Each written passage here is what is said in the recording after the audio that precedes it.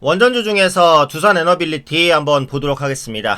일단 SMR 선박시장이 이제 신규로 개화하는 부분에 대해서 좀 말씀을 드리고 싶은데, SMR이 소형 원전이죠. 모든 분들이 이제는 너무 많이 아시겠지만, 이 소형 원전을 선박에도 도입할 수 있다라는 부분입니다. 그래서 두산 에너빌리티를 비롯한 원전 관련된 종목군에 하나의 또 플러스 알파적인 모멘텀이 될 가능성이 있다라고 보기 때문에 이 부분 조금 이따가 한번 같이 살펴볼게요.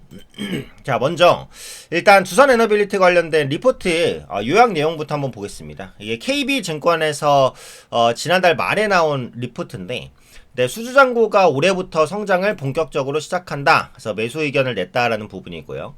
증권사 이제 매수 의견은 크게 신경 쓰실 필요는 없다라고 말씀을 드렸어요. 어차피 대부분의 종목에 대해서 매수 의견이니까. 근데 중요한 건 너 매수냐 매도냐 목표가를 얼마나 잡았냐 이게 중요한 게 아니고요. 증권사 리포트 내에서 내용이 뭐냐 그 내용을 판단하시는 게 중요합니다. 증권사 리포트는 단순히 이래서 좋다 나쁘다 이것만 보시면 의미가 없어요. 그러니까 어떤 내용 때문에 좋다 어떤 내용 때문에 나쁘다고 하냐 그게 중요하거든요. 그래서 그 내용을 스스로 판단하시고 파악하시고 그 내용을 바탕으로 내가 결정을 내릴 수 있어야 됩니다. 그래서 그런 것들이 쌓여야 결국은 내 실력이 된다라고 보시면 될 것 같아요. 자, 2분기 잠정 매출액을 보면 전년 동기 대비 10% 정도 증가한 4조 6천억 원, 영업이익은 12% 감소한 2,711억 원으로 컨센서스를 조금 하회했습니다. 그래서 두산밥켓의 매출액이 좀 부진했는데 에너빌리티 부분 매출액은 증가했다라는 부분이고요. 일단 하반기에는 실적 개선 기대감이 꾸준히 반영이 될 것이고 그 핵심적인 이슈는 뭐다? 수주 잔고입니다.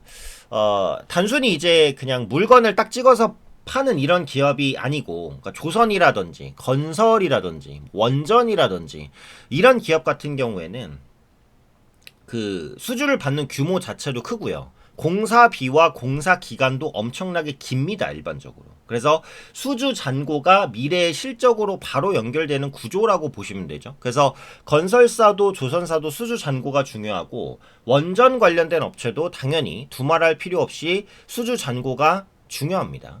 그래서 두산 에너빌리티는 이제 상반기 중에 중동과 베트남에서 총 2조 1천억 규모의 가스발전 EPC 계약을 확보해서 가스 부분의 연간 목표인 3.4조 원 대비 61%를 이미 채웠고요. 이에 더해서 한수원으로부터 체코 두코바니 원전 2기에 대한 수주 계약을 체결할 예정이다 라고 했습니다. 자, 글로벌적으로 이제 원전 시장이 급팽창을 하고 있는데 그렇게 되면 각국이 원전에 대한 수주를 늘릴 거잖아요. 근데 중요한 건 글로벌 시장에서 이렇다 할 원전주는 손가락이 꼽는다라는 겁니다. 원전 관련된 기술을 보유한 업체들 생각해봤자 프랑스, 일본, 미국, 한국 이 정도의 기업이지 그 이상의 기업들을 생각하기가 좀 어려워요. 그러면 요 제한된 업체로부터 원전 수주를 따내야 된다라는 관점이고 한국도 이 원전 시장에 상당한 강자이기 때문에 특히 한국 원전 시장의 강자인 두산 에너빌리티에 대한 몸값이 꾸준하게 높아질 수밖에 없다라는 것은 모든 분들이 아실 겁니다. 그래서 두산 에너빌리티는 해당 프로젝트에서 원전 주기기에 대해서 터빈, 발전기, EPC까지 넓은 범위에 참여하게 되고 체코원전 전체 사업비가 국내 대비 확대가 많이 됐죠. 그래서 수주 금액이 예상치를 상회할 가능성도 충분하다. 기존 연간 수주 가이던스가 10.7조 원인데 10.7조 원을 초과 달성할 가능성도 높다. 이렇게 보시면 되겠고 국내 원전 산업이 대부분의 것들에 강하지만 한 가지 약한 게 있다라고 말씀드렸는데 그게 이제 SMR 설계라고 강조를 좀 드렸어요. SMR 설계 부분의 기술력을 확보하기 위해서 미국 업체들과 손잡는 게 필요하고 두산 에너빌리티는 뉴스케일 파워와 선도적으로 함께 일을 하고 있죠. 뉴스케일 파워의 표준 설계 승인에 이어 미국 내 신규 프로젝트 검토 등에 힘입어 SMR 부분도 올해 중에 5천억 원의 추가 수주가 이어질 것으로 예상이 되고요. 가스 터빈도 현재 국내 발전소형 수주에 더해서 현재 논의 중인 미국항 수주가 기대된다는 점도 긍정적입니다. 이 SMR 시장이 부각된 지는 그렇게 오래되지는 않았어요. 그러다 보니까 설계 표준 같은 것도 완전히 잡혀있지는 않거든요.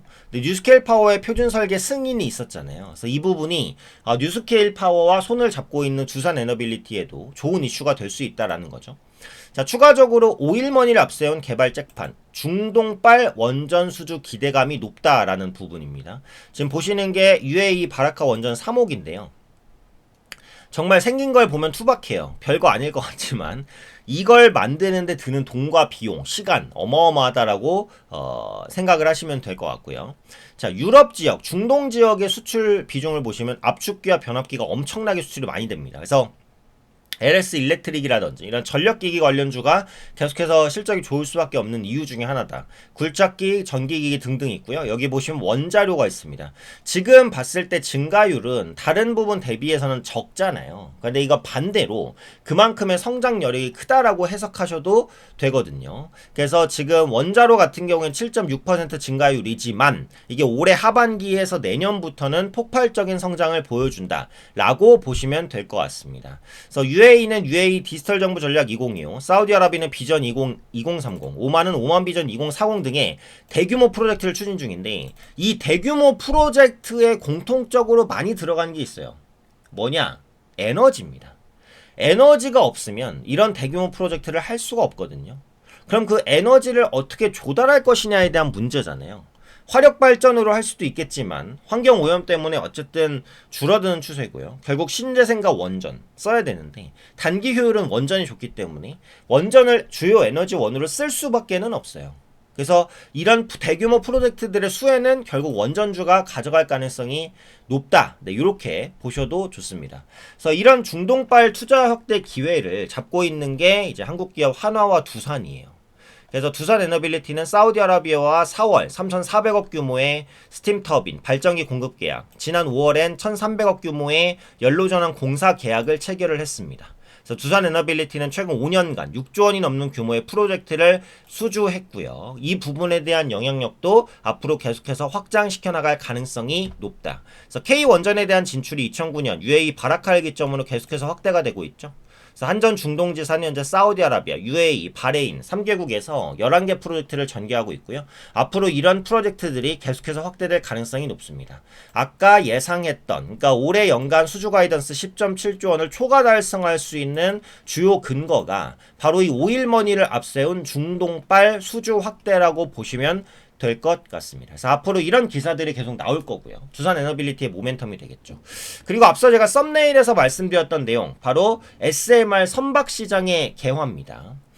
HD현대가 일단은 그 SMR을 활용한 선박 운영 기술을 인증을 받았어요. 그래서 지금까지는 기사가 많이 안 나왔습니다만 이 SMR 쉽게 말해서 원자력을 배를 움직이는데 이용하겠다라는 거예요.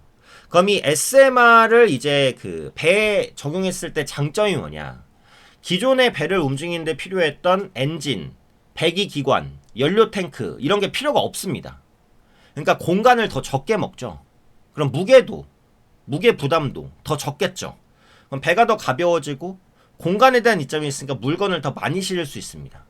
자연스럽게 연료비랑 탄소 배출 저감이 가능할 수밖에 없다라는 거죠. 요게 이제 최근에 부각되고 있는 선박형 SMR 시장입니다.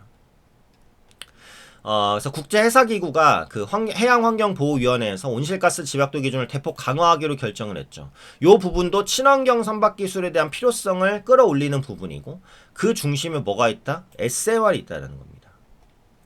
그래서 해상 환경 규제가 강화될수록 각국의 에너지 전환 정책이 본격화되면서 국내 조선사들의 첨단 친환경 기술을 앞세워서 글로벌 시장의 주도권 확보에 속도를 내고 있다. 그래서 HD현대가 SMR 추진 선박 신기술로 차세대 원전 시장을 주도할 것으로 보여지고 있고요. 당연히 두산 에너빌리티도 중요한 역할을 하겠죠. 그래서 그동안 원전주 모멘텀이 뭐예요? AI 데이터 센터 성장으로 전력이 부족하니까 이 폭발적인 수요를 메꿔줄 게 원전밖에 없다. 그리고 유럽도 러시아에 가스를 의존하다가 러시아와 우크라이나 전쟁 때문에 가스 수급이 어려워지면서 원전을 재건할 수밖에 없다. 여기 기본 모멘텀이고 여기에 플러스 원전 해체 시장이 대규모로 열린다. 그죠? 원전 해체 시장 뭐 하나 해체하는데 1조 원 들고 15년 걸린다 이런 말씀 드렸을 거예요. 엄청난 규모의 시장이 열리고 있다. 여기에 플러스 지금 말씀드리는 건 뭐죠? SMR 선박 시장이 신규로 개화한다. 이제는 배도 원전을 이용해서 움직일 수 있고 이게 친환경 기술이라는 거죠. 요게 이제 원전주를 계속해서 봐야 되는 이유고 모멘텀이 강화가 됩니다. 꾸준하게. 그래서 원전주에 대한 체크가 반드시 필요하다는 거죠.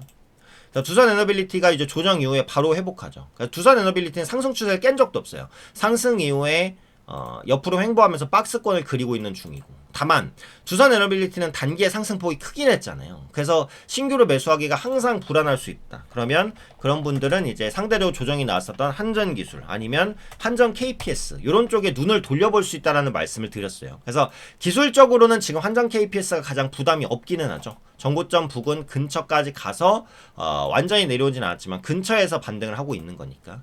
한전 KPS는 이제 원전 정비 관련된 모멘텀이 있어서 앞으로 원전 시장이 커졌을 때 원전 정비 해체 시장이 열리게 되면 당연히 그에 따른 역할을 할 겁니다. 그래서 원전주 내에서 상대적으로 못 올라간 종목이 뭐가 있나 이런 것들을 찾아보시는 것도 공부가 될 것 같아요. 그래서 앞으로 원전 관련된 꾸준한 모멘텀들 올려드릴 테니까요. 네, 구독과 좋아요도 많이 해주시고요. 앞으로 올려드리는 영상도 도움되실 수 있는 영상으로 좀 압축해서 올려드리도록 하겠습니다.